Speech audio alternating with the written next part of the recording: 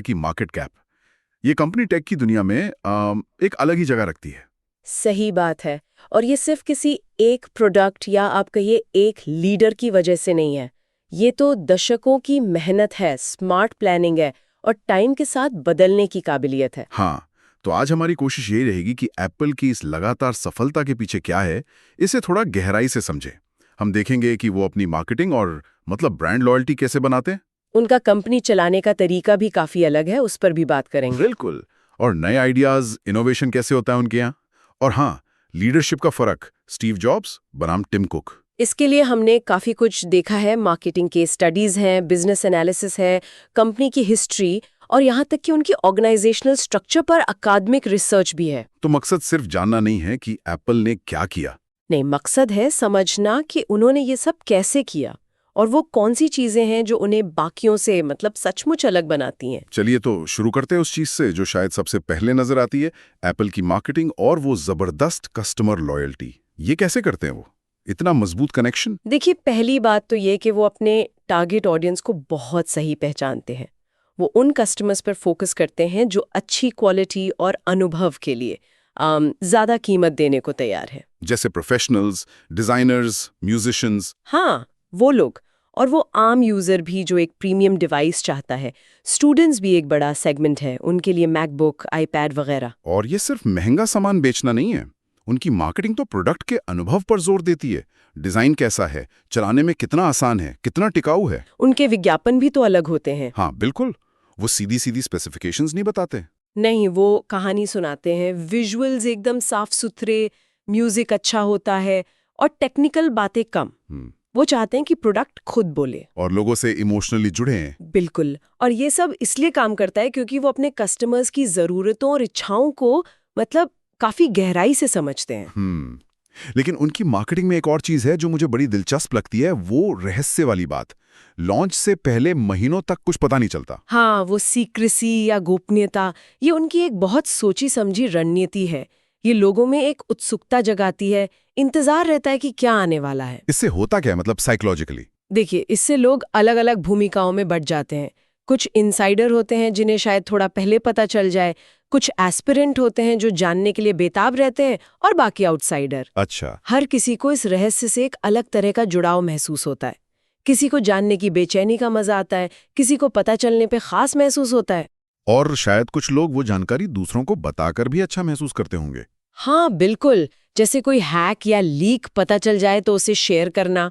तो ये मार्केटिंग को सिर्फ बेचने खरीदने से आगे ले जाता है, ये एक पूरा अनुभव बन जाता है। ये तो वाकई कमाल की स्ट्रैटेजी है। पर सिर्फ रहस्य बनाने से तो लोग बाल बात नहीं आएंगे ना। लॉयल्टी कैसे बनती है फिर? उसके लिए कई चीजें साथ काम करती हैं। पहली तो जाहिर है डिजाइन और क्वालिटी। उनके प्रोडक्ट्स दिखने में अच्छे होते हैं, चलाने में आसान और मजबूत भी। और इनोवेशन, वो लगातार कुछ नया लाते रहते हैं। बिल्कुल, फेस आईडी आया, फिर एप्पल सिलिकॉन, ये नई चीजें लोगों को बांधे रखती हैं। और हाँ, वो इकोसिस्टम, ये शायद सबसे बड़ा पॉइंट है। हाँ, iPhone, Mac, iPad, watch, iCloud, Apple music, सब कुछ इतनी आसानी से कनेक्ट हो जाता है कि अगर एक डिवाइस लिया तो लगता है दूसरा भी ले लो। इसे ही एप्पल इकोसिस्टम लॉक इन कहते हैं।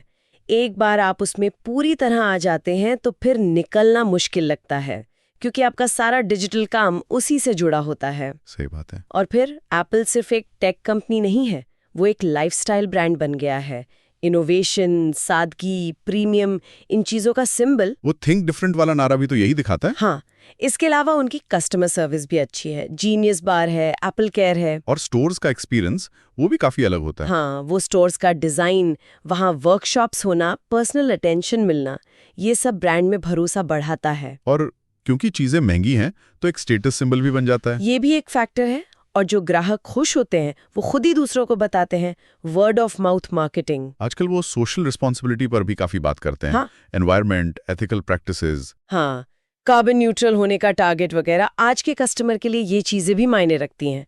तो ये सब मिलकर एक ऐसी लॉयल्टी बनाती हैं जो सिर्फ प्रोडक्ट के फीचर पर नहीं टिकी होती। बिल्कुल। तो ये हुई मार्केटिंग और लॉयल्टी की बात। अब थोड़ा अंदर चलते हैं। इतनी बड़ी कंपनी को चलाना, लगातार नए प्रोडक्ट्स लाना, इसके पीछे की स्ट्रैटेजी और स्ट्रक्चर कैसा है? एप्पल हमेशा इतनी सक्सेसफुल तो नहीं थी। मैंने सुना है 1997 में तो हालत बहुत खराब थी। हाँ, ये सच है। शुरू में एप्पल आई, एप्पल 2 से सफलता मिली, लेकिन 80s और 90s का दशक मुश्किल था। 1997 में जब स्टीव जॉब्स वापस आए, कंपनी दिवालिया होने के कगार पर थी। तब माइक्रोसॉफ्ट ने इन्वेस्ट किया था शायद। हाँ, $150 मिलियन का वो निवेश बहुत जरूरी था उस वक्त। जॉब्स ने आते ही फोकस बदला, डिजाइन पर जोर दिया, जैसे वो रंगीन iMac आया था, और वो मशहूर थिंक डिफरेंट कैंपेन शुरू किया। और फिर आईपॉड, आईफोन, आईपैड, उसने तो सब बदल दिया। ये सिर्फ हार्डवेयर नहीं थे, ये तो पूरा इकोसिस्टम था, हार्डवेयर, सॉफ्टवेयर, सर्विसेज। बिल्कुल, iTunes, ऐप स्टोर, सब एक साथ। और आईफोन तो आज भी उनके टोटल रेवेन्यू का करीब आधा हिस्सा, मतलब 51% के आसपास लाता है 2024 में। कमाल है। लेकिन इस सफलता के पीछे सिर्फ अच्छे प्रोडक्ट्स नहीं है। एप्पल की जो अंदरूनी बनावट है, मतलब उनका ऑर्गेनाइजेशनल स्ट्रक्चर, वो बहुत ही अनोखा है, खासकर इतनी बड़ी कंपनी के लिए। हाँ, ये मैंने पढ़ा और मुझे ये बहुत इंटरेस्टिंग लगा। जॉब्स ने वापस आकर वो ट्रेडिशनल बिजनेस यूनिट्स खत्म कर दी, जिनका अपना P&L होता है, और उसकी जगह एक फंक्शनल स्ट्रक्चर लाए। इसका मतलब क्या हुआ आसान भाषा में? इसका मतलब है कि पूरी कंपनी के लिए इंजीनियरिंग का एक हेड होगा, मार्केटिंग का एक हेड, ऑपरेशंस का एक हेड, ऐसे, ना कि आईफोन डिवीजन का अलग बॉस, मैक डिवीजन का अलग बॉस। अच्छा, ये तो वाकई अलग है। ज्यादातर बड़ी कंपनियां तो डिवीजन में बटी होती हैं। हाँ बिल्कुल, एप्पल में जो सीनियर वाइस प्रेसिडेंट होते हैं वो अपने फंक्शन के इंचार्ज होते हैं, जैसे सॉफ्टवेयर इंजीनियरिंग या हार्डवेयर टेक्नोलॉजीज, न कि किसी एक प्रोडक्ट लाइन के। तो फिर तालमेल कैसे बैठता है? सब चीजें जुड़ती कैसे हैं? सारा तालमेल टॉप लेवल पर होता है, खासकर सीईओ के लेवल पर। टिम कुक का ये एक बड़ा काम है। कोई ट्रेडिशनल जनरल मैनेजर नहीं होता जो एक प्रोडक्ट का सब कुछ देखे। पर ऐसा क्यों चुना उन्होंने ये मुश्किल रास्ता? इसका लॉजिक क्या है? लॉजिक ये है कि इससे जो एक्सपर्टीज है, मतलब जो विशेषज्ञता है, वो सीधे फैसले लेने की प्रक्रिया से जुड़ जाती है। टेक्नोलॉजी इतनी तेजी से बदलती है कि फैसले उन लोगों को लेने चाहिए जिन्हें उस सब्जेक्ट की गहरी समझ हो, बजाय जनरल मैनेजर्स की जो शायद हर चीज के एक्सपर्ट ना हो। हाँ, इससे एक्सपर्ट्स अपने फील्ड में और गहरे जा पाते हैं। उन्हें बिजनेस चलाने की चिंता नहीं करनी पड़ती, बस अपना काम बेस्ट तरीके से करना होता है। यानी एक्सपर्ट्स पर भरोसा। लेकिन इस तरह की कंपनी चलाना तो बहुत मुश्किल होता होगा। मतलब बिना सीधे कंट्रोल के काम कैसे होता है? इसके लिए एक खास तरह की लीडरशिप चाहिए। इसमें 3 बातें बहुत जरूरी हैं। पहली, गहरी विशेषज्ञता। मतलब एक्सपर्ट्स ही एक्सपर्ट्स को लीड करते हैं। एप्पल का मानना है कि किसी बढ़िया इंजीनियर या डिजाइनर को मैनेजर बनाना आसान है, बजाय इसके कि किसी जनरल मैनेजर को टेक्नोलॉजी सिखाना। अच्छा, और दूसरी बात? दूसरी बात है डिटेल्स में गहरी रुचि। लीडर से ये उम्मीद की जाती है कि वो सिर्फ ऊपर से चीजें न देखें, बल्कि अपने नीचे कम से कम 3 लेवल तक की बारीकियों को समझें। 3 लेवल नीचे तक? हाँ, जैसे वो स्क्वायरकल का उदाहरण दिया जाता है, आइकन के कोनों का वो खास गोल शेप, उस पर भी टॉप लेवल तक ध्यान दिया जाता है। ये दिखाता है कि डिजाइन और उसे असलियत में बनाने की प्रक्रिया में वो कितनी गहराई तक जाते हैं। और तीसरा पॉइंट क्या था? तीसरा है सहयोगात्मक बहस। क्योंकि कोई एक बॉस नहीं है पूरे प्रोडक्ट का, तो अलग अलग टीमों जैसे डिजाइन, इंजीनियरिंग, मार्केटिंग के बीच लगातार बातचीत, बहस और सहयोग बहुत जरूरी है। और अगर सहमति न बने तो फिर सीनियर लीडर्स, कभी-कभी सीईओ तक फैसला लेते हैं। यहाँ एक कॉन्सेप्ट है बिना कंट्रोल के जवाबदेही। मतलब आपको एक प्रोजेक्ट को सफल बनाने की जिम्मेदारी लेनी है, भले ही उस प्रोजेक्ट से जुड़ी सारी टीमों पर आपका सीधा कंट्रोल न हो। तो आपको दूसरों को मनाना पड़ता होगा, प्रभावित करना पड़ता होगा। बिल्कुल, आपको कोलैबोरेट करना पड़ता है। ये काफी चुनौतीपूर्ण है, लेकिन शायद इसी से वो अनोखे प्रोडक्ट्स बनते हैं। शायद इसी से इनोवेशन भी आता है। मैंने सुना है एप्पल अपनी असफलताओं से भी बहुत कुछ सीखता है। ये बहुत जरूरी पॉइंट है। हर बड़ी कंपनी की तरह एप्पल के भी कई प्रोजेक्ट्स फेल हुए हैं, जैसे लीसा कंप्यूटर था या न्यूटन PDA। हाँ, न्यूटन के बारे में सुना है। लेकिन वो इन असफलताओं से जो सीखते हैं उसे बेकार नहीं जाने देते। लीसा से जो सीखा वो मैक में काम आया। न्यूटन के अनुभव ने बाद में आईफोन और आईपैड की नींव रखने में मदद की। अच्छा। हाँ, यहाँ तक कि कहते हैं स्टीव जॉब्स की अपनी सेहत में जो दिलचस्पी थी, उसी से एप्पल वॉच के हेल्थ फीचर्स का आइडिया आया। तो जो उनका कार वाला प्रोजेक्ट बंद हुआ हाल में, हाँ, तो उससे भी कुछ सीखा होगा उन्होंने? यकीनन। उस प्रोजेक्ट पर artificial intelligence, battery technology, material science, manufacturing techniques में जो भी काम हुआ, जो भी सीखा, वो आगे किसी न किसी प्रोडक्ट में जरूर इस्तेमाल होगा। उनके लिए R&D की असफलताएं सीखने की प्रक्रिया का हिस्सा हैं, सिर्फ डूबा हुआ पैसा नहीं। चलिए अब आते हैं लीडरशिप पर। स्टीव जॉब्स बनाम टिम कुक, दो बिल्कुल अलग लोग जिन्होंने एप्पल को चलाया। जॉब्स के बारे में तो काफी कुछ पता है, विजनरी थे, 1997 में वापस आकर कंपनी को बचाया। हाँ, जॉब्स को एक विजनरी माना जाता है। उनकी लीडरशिप स्टाइल थोड़ी ऑटोक्रेटिक थी, मतलब तानाशाही कह सकते हैं। वो बहुत हाई स्टैंडर्ड रखते थे, बारीकियों पर उनका ध्यान गजब का था। करिश्माई थे लेकिन बहुत डिमांडिंग भी थे। उनका फोकस क्या था? इनोवेशन, डिजाइन, यूजर एक्सपीरियंस और सादगी। उनका एक मशहूर कोट है, simplicity is the ultimate sophistication.